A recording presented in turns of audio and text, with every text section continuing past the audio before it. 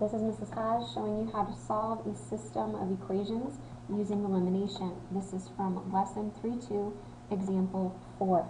We notice that the x's, y's, equal sign, and constant number are all lined up as we like them. However, nothing matches. The x's are not the same number, the y's are not the same number, which means we have a little bit of extra work to do. Now, normally we would try to multiply one of them to make them match the other equation, but in this case we can't do that. So we are going to have to multiply both the top and the bottom equations so that we will end up with the same number either for the x's or the y's.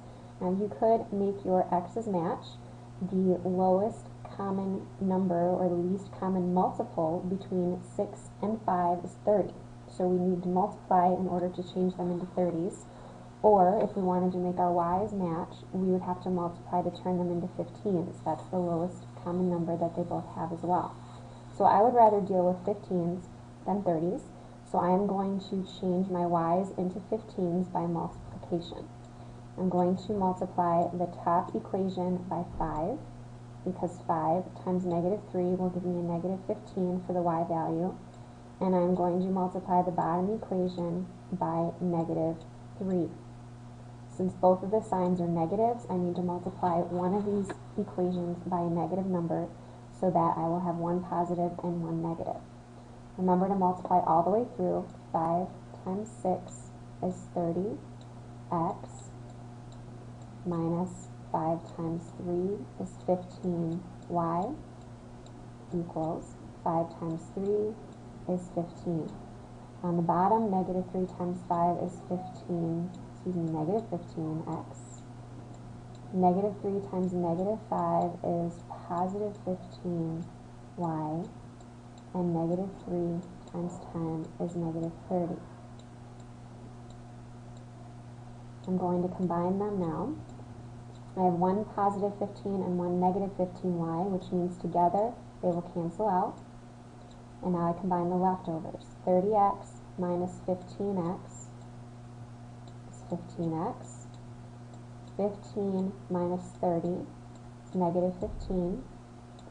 To get the x alone, I divide both sides by 15. And I find out that x is equal to negative 1.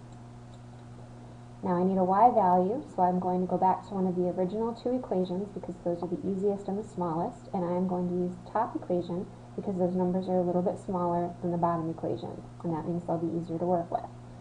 So 6x, I know x is negative 1, so I'm going to plug it in place of x, minus 3y equals 3. 6 times negative 1 is negative 6. Bring down the remainder of the equation, and from here we solve for y. So I'm going to add 6 to both sides.